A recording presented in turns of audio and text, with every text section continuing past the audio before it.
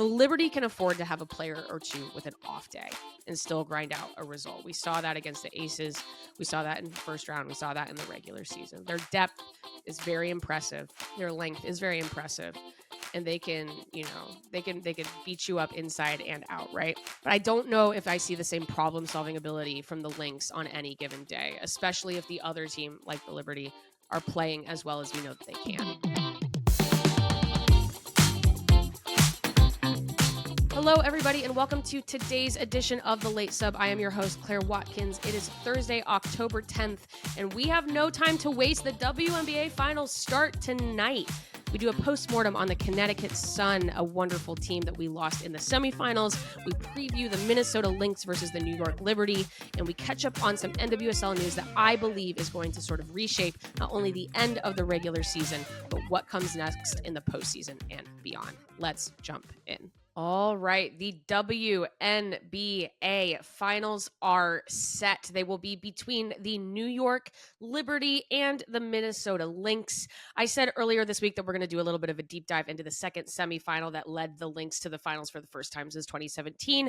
And we're going to do that now because we said goodbye to another heavy hitter, another perennial contender in the WNBA, the Connecticut Sun, in a way that almost felt like something ending. We talked about this with the Aces, right? About how possibly this was the last time we were going to see this current era of the Aces when they bowed out of their semifinal. I want to do the same here for the Connecticut Sun because this has been a significant team for a number of years, deep into the postseason every single year without finally getting a title. And I do think that their failure here to reach the finals is significant for a number of reasons. I want to talk about it before we preview this WNBA Finals, which I do think are going to be fantastic. So the Sun fall in Game 5 against the Minnesota Lynx, and it is not particularly close. You're going into this must-win game, best-of-5 series. This is the decider. You're back in Minnesota, back on the Lynx's home court. You think this is an interesting push-pull of momentum. Minnesota plays very well at home, but the Sun were able to come back and defeat them in Game 4, which was significant because it looked maybe like the Lynx were about to run away with Game 4. The Sun say no. They slow things down. They grind it out. They get that win in Game 4. They stave off elimination, but they ultimately cannot do it in Game 5. The Lynx jump out to a 19-point halftime lead, and the Sun never truly get back into it. The Sun, whether they're out of gas, whether they just weren't ready for the moment, whether it was the travel that finally got to them, whether it was simply the Lynx, shooting as well as they were, moving the ball as well as they were, difficult team to beat when they're moving the ball that well. It does matter, I think, not only that the Sun were not able to get out of this series, but also that they did not really put up much of a fight in this last game. Let's talk about this in the larger context of the Connecticut Sun. I want to talk about the last 7 years of their playoff finishes. This goes back to Curt Miller's second season with the team. In 2017, the Sun lost in the second round. In 2018, they lost in the second round. 2019, they lose in the finals. 2020, they lose in the semifinals. 2021, they lose in the semifinals. This was the year that Jonquel Jones won league MVP. 2022, they lose in the finals. 2023, they lose in the semifinals. 2024, they lose in the semifinals. Every year is different. Circumstances are different. And I keep saying this, but when you cross over that 2020 divide, I never really kind of take too much analysis away from 2020 because of what a difficult year that was. But this team has also had remarkable consistency in their front court this entire time. It was this mixture of Alyssa Thomas, DeWanna Bonner, Brianna Jones, and Jonquel Jones. Jonquel Jones leaves the team in 2023 to join New York. They've had a number of different guards during that time, including 2 stints from Courtney Williams, who was one of the guards actually on Minnesota on Tuesday that blew them up, scored a really fabulous amount of points and made it very difficult for the Sun to come back. When JJ left in 2023, and it feels like this dominated conversation in both 2021 and 2022, I think it was because the Sun had trouble making room for how versatile Alyssa Thomas is, or the special length of DeWanna Bonner, or what Brianna Jones can do on the defensive end while getting the most out of Jonquel Jones. I think we talked about this in 2021 when they lose to Chicago in the semifinals. We talked about this in 2022 when they defeat Chicago in the semifinals but can't get past the Aces in the finals. I was just a fan at the time, but it really seemed in particular in 2021 watching that series against Chicago that Curt Miller struggled to handle the return of Alyssa Thomas from injury while still feeding his MVP. JJ leaves. Curt also leaves after 2022. And the Sun even just kind of stabilized further from there. Alyssa Thomas becomes sort of the nucleus around which the team operates under Stephanie White. This results in Thomas getting a number of first place MVP votes last year, but there is another semifinal bow out. This year, it felt like Connecticut midseason finally addressed their biggest issue, 3-point shooting. Now, in the retrospect of losing in the postseason, maybe you say a little bit too little too late. Their regular season numbers in terms of 3-point attempts still were not very good. And it's also significant that Marina Mabrey, who is their greatest 3-point threat in this latter half of the season, rolled her ankle at the beginning of Game 5 and was not able to make an impact after that. The Sun lost their ability to stretch the floor right when they were trying to come back and make a comeback, which I think that's almost an impossible task, right? The Sun later this season looked like, okay, maybe you give this particular version of the team time. Look at the improvement of a player like Dejanay Carrington. They're able to do this thing where they maybe stretch a little bit more. They play a little bit more outside the arc, but they haven't lost their full team defensive identity. Let the inside-outside game cook. There's really something going well here. But what does that mean in the retrospective of getting blown out in the Game 5 of a semifinals? The Lynx are very good and we're very determined, but it takes two to tango, right? If you have a result of that nature. And so this is my thesis about why this isn't sustainable for Connecticut and why they might need to make some significant changes for next year. What they do and the way they play basketball and the way they win games is exhausting. And we have not seen the team consistently be able to keep their stamina up throughout an entire postseason. A smothering defensive identity, especially as that front court core ages. DeWanna Bonner will be 38 years old next year. When you're tired, the shots get hard, and the shots were not there on Tuesday for Connecticut. I think Carrington is maybe a really good example. I thought Dejanay Carrington was a wonderful bright spot for Connecticut in the second half of this game. She's working so hard to get Connecticut back into it with her defense. She's getting steals. She's drawing fouls. She led the whole game in rebounds, but she went 4 of 14 from the floor. She was doing everything. She was getting the defense to offense that the team wanted, but the cost of the effort was apparent at the other end. They created a lot of defense to offense in the second half of Game 5, and the whole team shot sub 40% from the floor. That's ball game. So what happens next for the Sun, right? I think the team has to sort of decide if it's worth changing things in the hopes of finally getting that first banner, right? That first WNBA championship. I'm not sure. I think that's a tricky decision to make, right? DeWanna Bonner and Alyssa Thomas, there's no guarantee they come back next year. They're both free agents next year. DeWanna Bonner, like I said, she'll be 38 next year. You wonder at what point she's not going to be able to turn back the clock. But do they need to further overhaul to compete at the top? You even look at the changes that they made to bring Mabrey in. But they were still second to last in the whole league in 3 points attempted in the regular season. They were 8th in the league in points per game, so that's worst of all the playoff teams. Every team below them in points per game was in the lottery this year. There are a lot of things they could do on the offensive end that would make their lives easier in pursuit of that first ring. It would make their style of play a lot less tiring. If you can't get those points, if you can't get those easy buckets, you have to work so hard on your defensive rating. But the Sun are also so steady, and identities are hard to come by in the WNBA, and eras are short. Women's sports is like this. This is, if you've ever listened to my work before, you know that this is a common refrain from me. Identities in women's sports are difficult because contracts and careers have traditionally been very short. Do you give that up in the pursuit of a ring? What do you change? Do you worry about your defense slipping a little bit? Do you go away from sort of that punishing front court, that inside game that they're known for? Do you get rid of the possibilities of, again, these steady regular season performances that these fans have become so used to? I don't know. I think there are maybe some fans that I would take the ups and the downs to finally get that final piece. But there are probably some fans that would say, no, this team has been incredibly good and very consistent for a number of years. And I really like knowing every single year that I'm going to show up and watch this team play Connecticut Sun basketball. So I am so curious to see what Connecticut ends up doing next, because I love to see them play in the regular season. I think what they're able to do is so interesting. And again, their consistency is incredible. But it's just, again, you heard the list at the beginning of the show. Another year without a title. But I want to go back to the Minnesota Lynx now. Let's talk about the WNBA Finals. Love the storylines here. I love it. I think both of these teams, it's like easy to say, but they were the best two teams in the league in the regular season. They're the top two offenses in the league. I think some people were worried about maybe storylines and matchups, and I'm like, but the basketball is going to be awesome. These teams score. They stretch the floor, and they score in transition, and they move fast, and they pass the ball. The movement is really sophisticated. They are well coached. This is going to be a really fun final series. You got the heavy hitters, right? You got the untitled matchup, Nafisa Collier versus Brianna Stewart. You've got two really respected coaches in Cheryl Reeve versus Sandy Brindello.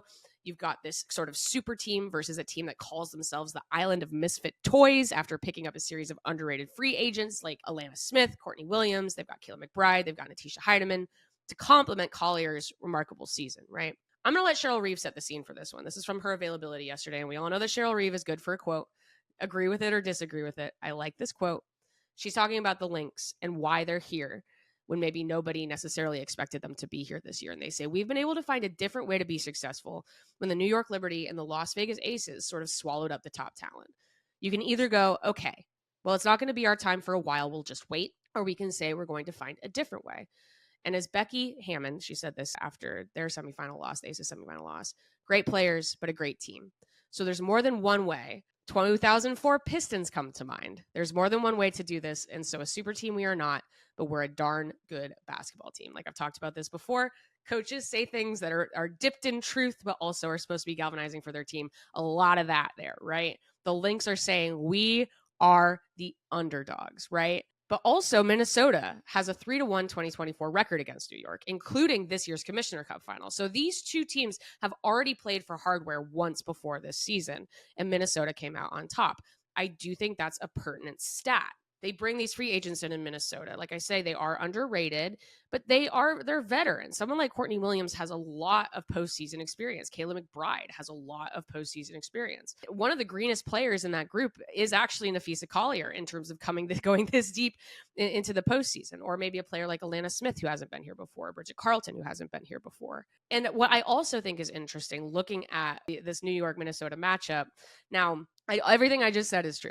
They're very good at offense. They're high assist teams. And high assist teams means that like the shots are assisted, which usually means that in the offensive, you're seeing a lot of movement, a lot of cutting, and a lot of passing. And so what they do is they pass throughout their sets to find the open player and they move quickly. That is what you call like a high assist team. But these matchups between New York and Minnesota weren't always high scoring. And despite what I said at the top of show about Connecticut and the perils and the risks and the cost of defense, I do think that could be the decisive point that gives, I believe, New York their first title.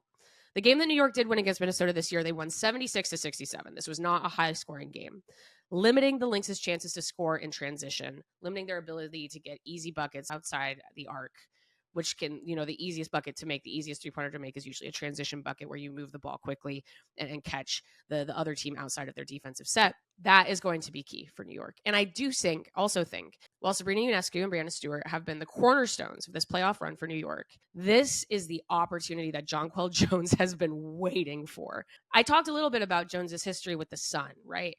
About how it just felt like everyone was just waiting for her to dominate when it mattered most. And we've seen glimpses of that year after year after year. But Jones does get to be the player that gets possibly the greatest opportunity to have the most to say in this series. If New York can play Collier the same way they played Asia Wilson in the semifinals. Now, I do think that the Lynx have a supporting cast that is hitting a little bit more than the Aces, where we talked about sort of how the Aces got stunted in that offense later in the season. But if they can play Collier the way that they played Wilson and neutralize her, I think that they're going to have a shot. I think that they have a number of advantages, right? They have the home court advantage, which I mentioned in the last show is a huge advantage in the modern WNBA. They have the depth that Minnesota doesn't necessarily have. They have the rest advantage. Minnesota's coming off of game 5. New York was able to rest after their game 4 win. So they already have a rest advantage and then get to play these first 2 games at home court. You win twice at home court. What do we always say about the best of 5? You get those first 2 games and the series historically is over. Huge for New York. And this might be too simple an assessment, but I'm going to make it. And you all know I'm terrible at predictions, but I'm going to do it. The Liberty can afford to have a player or two with an off day and still grind out a result. We saw that against the Aces. We saw that in the first round. We saw that in the regular season. Their depth is very impressive. Their length is very impressive. and they can, they can beat you up inside and out, right? But I don't know if I see the same problem solving ability from the Lynx on any given day, especially if the other team, like the Liberty, are playing as well as we know that they can. So it maybe just comes down to that. Foul trouble, off shooting day, double teaming, getting out of those double teams. I just think that the Liberty has too many weapons that the Lynx, as incredible as it is that they got here and how much I've enjoyed watching them play basketball this season, do not have. So my prediction is the Liberty. I'm going to say Libs in 4, and we'll see what happens. The games are getting played. They're getting started tonight. No rest for the weary. Thursday night. It's going to be Thursday, Sunday, Wednesday, Friday, possibly Sunday if they need it. It's going to be fabulous. Tune in. All right, switching over to NWSL. We got a big NWSL weekend coming up. There are only 3 games left in the regular season, and we had a flurry of news midweek this week that I think is sort of shaping this landscape, bringing into some clarity and some focus what we're going to be seeing for the last couple weeks of the season, who is sort of moving upward in momentum and downward in momentum going into the postseason, and what maybe this means for the teams that did not make the postseason this year. One of the big pieces of news that people saw yesterday is that Thorns general manager Karina LeBlanc is going to be transitioning out of her role at the end of this season. The Thorns are making another front office change. This is one I agree with very much. She's transitioning out of her role as general manager and will join RAJ Sports, which is owned by the Bethal family, who own the Thorns and the new Portland WNBA venture. And she's going to be taking more of sort of this public-facing community role for the Thorns and the Portland WNBA project. It's been obvious throughout 2024 that the Thorns, as constructed on the sporting side, were not working, not getting things done.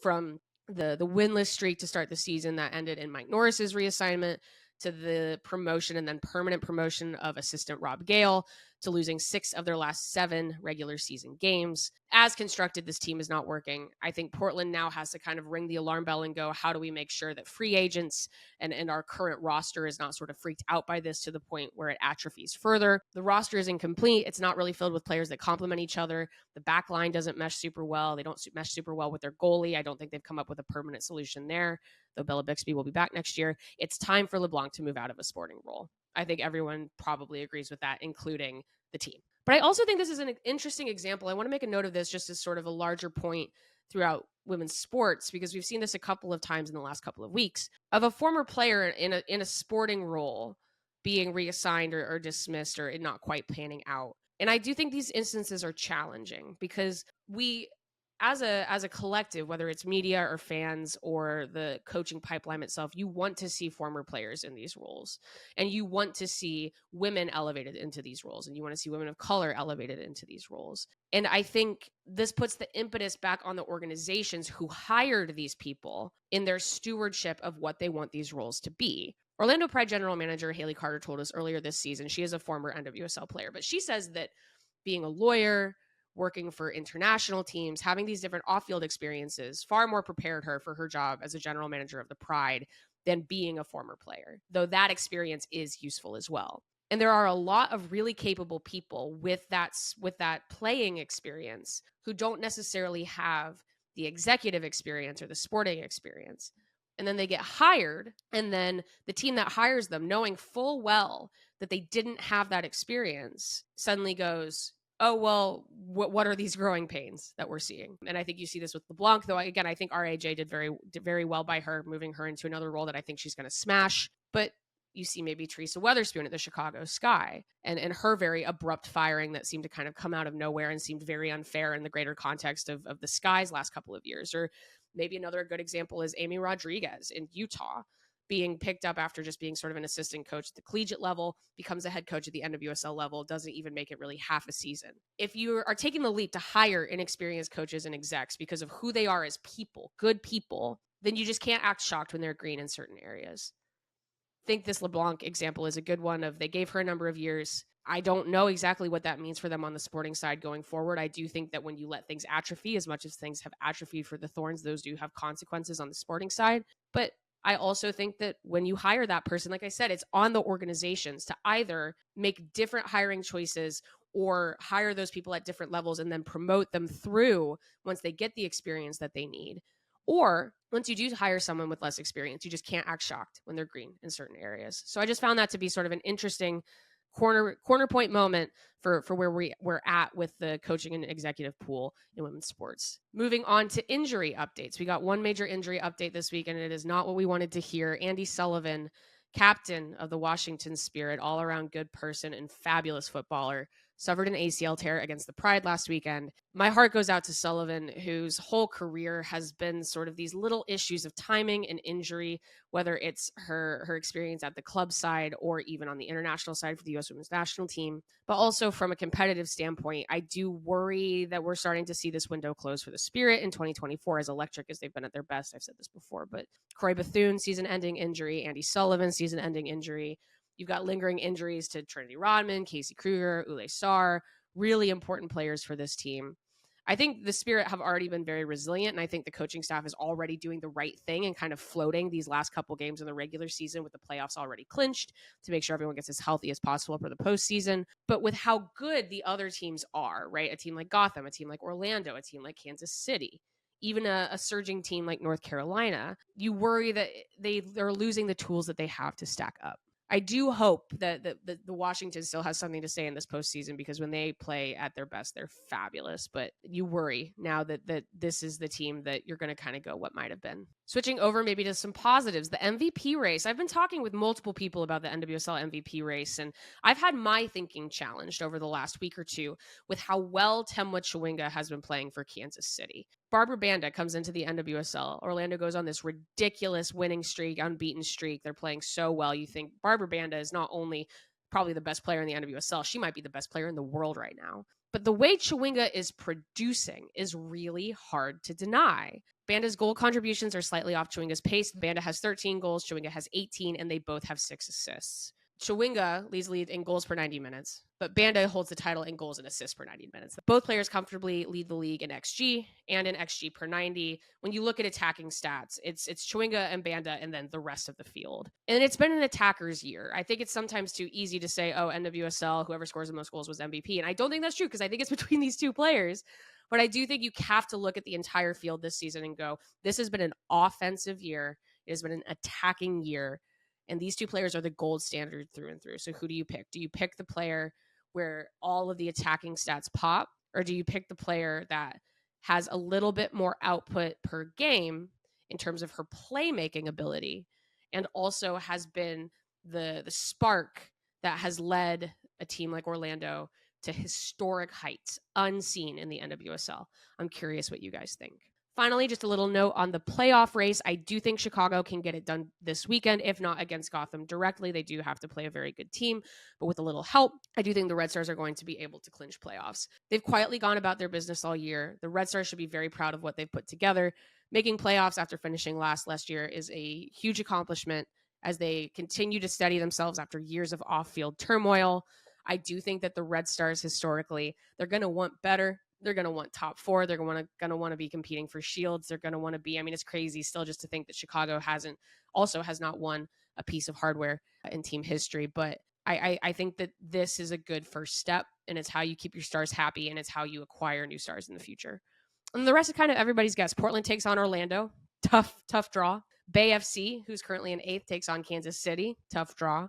Racing Louisville has a chance to make a move, but they play the Spirit, who have something to prove, maybe. Ooh, rhyming. And then everyone south of ninth place are facing elimination scenarios. So the playoff picture is about to get a lot clearer, and we're just cranking all the way to postseason. I'm really excited for the playoffs. I'm ready to get sort of these matchups figured out so we can start previewing them in depth, because I think that once this all comes together, we're going to have a really nice postseason picture. So that has been today's edition of The Late Sub. I am your host, Claire Watkins. Shout out to producer extraordinaire Parker Fenton. I hope everyone enjoys Game 1 of the WNBA Finals tonight. I hope everyone enjoys this weekend's NWSL slate, because we are in the home stretch of the professional domestic leagues in the United States for 2024. It's been a blast. It's going to keep being a blast. Stay tuned.